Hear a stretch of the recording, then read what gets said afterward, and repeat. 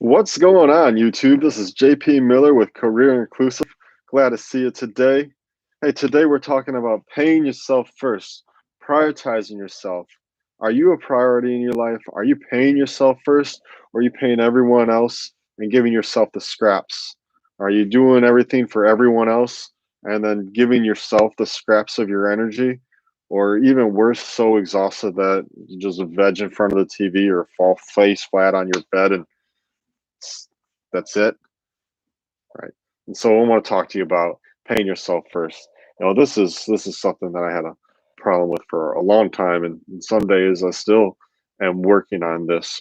I Yesterday is actually I was making my plans and writing out priorities and trying to like plan out the day, and I looked, and the most important thing wasn't there. Career inclusive, my own brand, working on this, it wasn't there at all. Well, that's a problem. Wake up. That's a wake up call that I'm not saying no enough. I'm not being picky enough about what I'm doing. I'm trying to please everyone and saying yes to everyone. And then there's nothing left for me. In the book of, what is it? The richest man in Babylon, the book, you know, part of that in one of the chapters, it talks about paying yourself first. And it's funny, I actually remembered the first time I heard that phrase. So years and years ago, I was in you know fundamentalist religious organization. I call it Diet Cult. And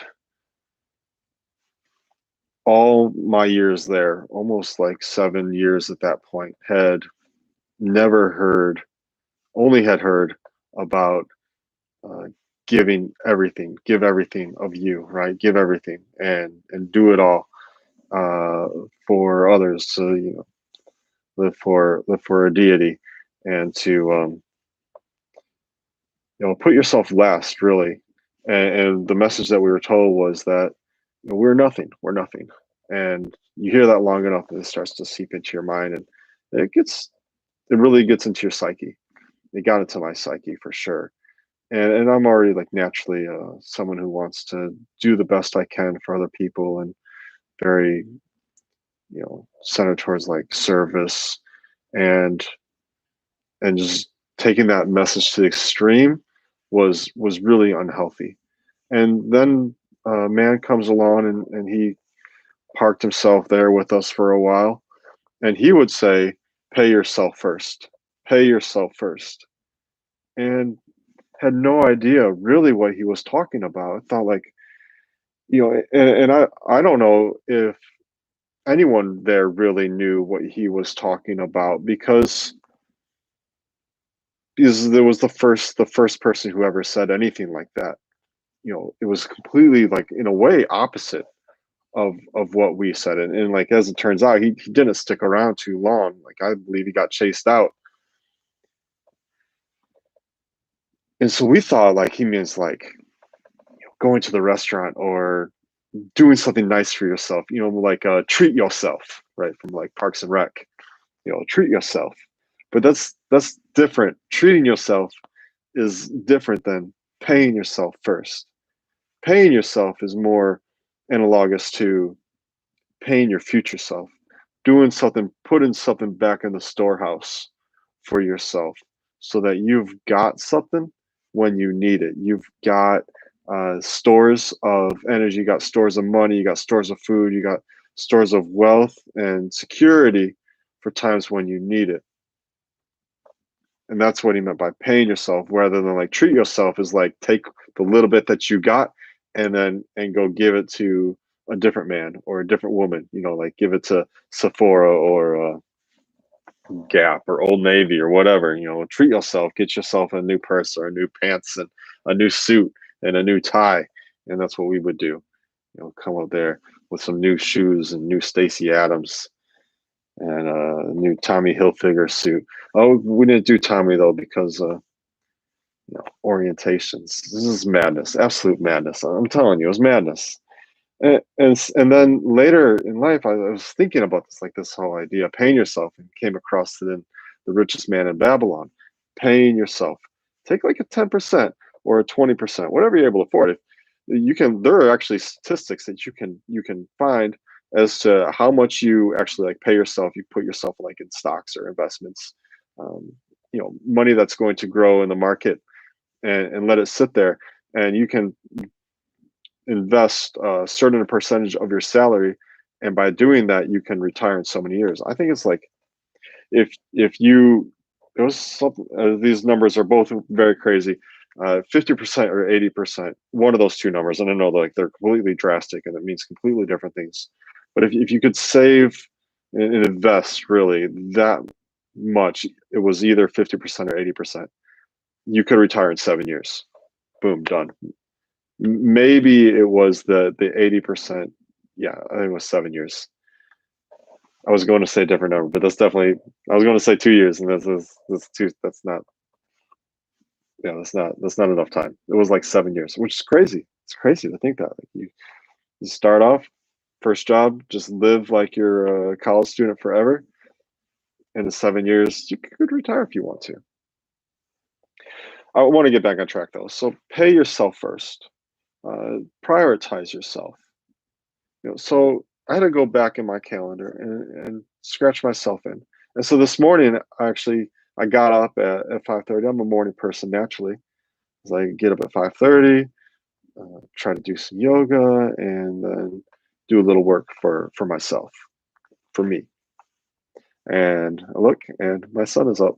It's like, okay, well, that shot.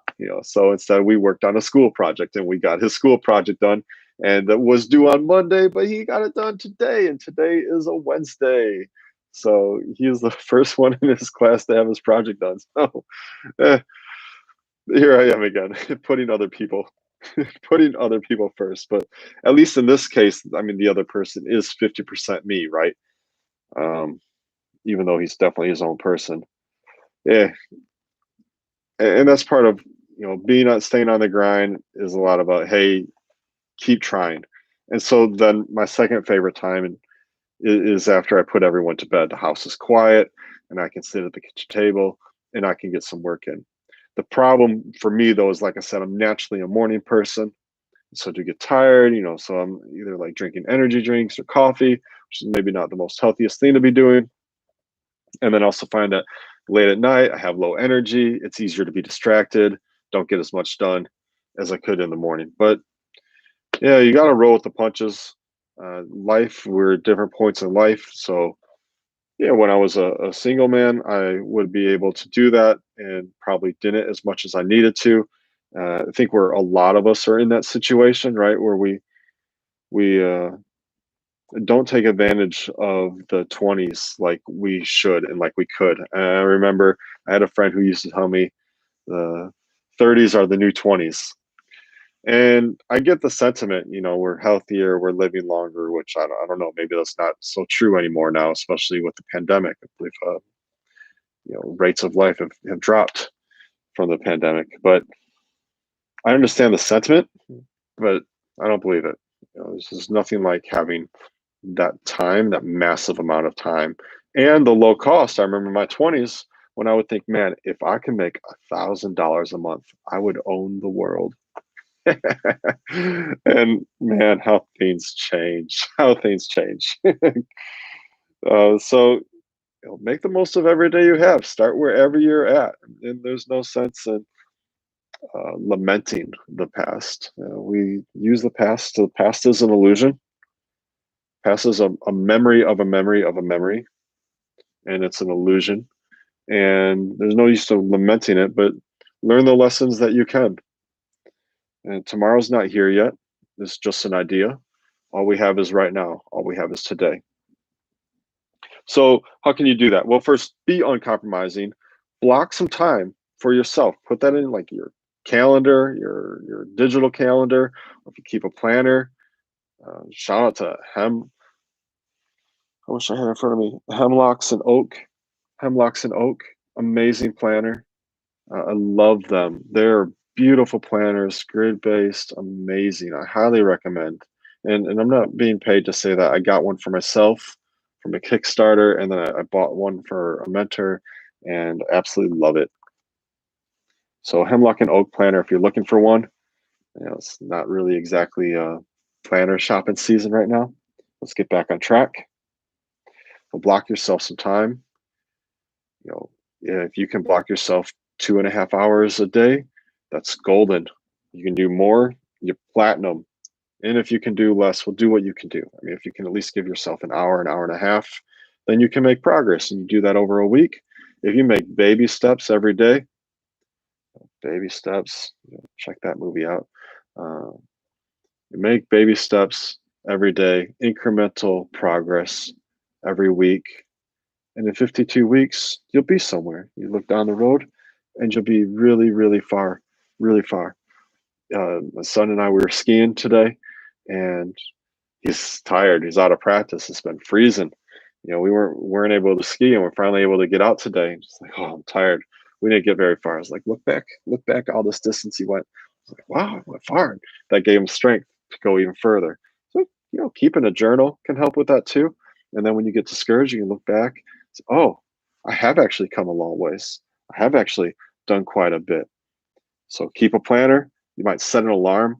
I've been setting alarms just to help me like stay on top of the day and stay organized. My phone vibrates a bit more than it used to, but that's okay. Like, hey, I know I've got a theme. I don't miss the themes. And one of those things should absolutely be you. So you want to plan for you, do you, take care of you, and keep making adjustments. A plane, if it leaves Los Angeles and goes to Tokyo, Japan, like 99% of the time, it's off course. And yet it still lands in Tokyo. And how does it do that? By making incremental adjustments along the way. Always setting the course so it can get back on track and get to its destination. And you and I were the same way. Yeah, we're gonna get off track, gotta make an adjustment. Get back on the track. Get off track, make an adjustment, get back on track. People don't see the adjustments. All they see is the success at the end of the road, the overnight success. And people, they really aren't paying attention to you when you're on your grind either. We think they are, but they're not. They're involved in their own lives, and no one really takes stock of you until you turn into an overnight success. And so, hey, it's just a matter of time. It's just a matter of doing the work, being consistent, knowing what you want, knowing what your definition of success is, and then helping as many people along the way. Give back. Okay, that's going to do it for me.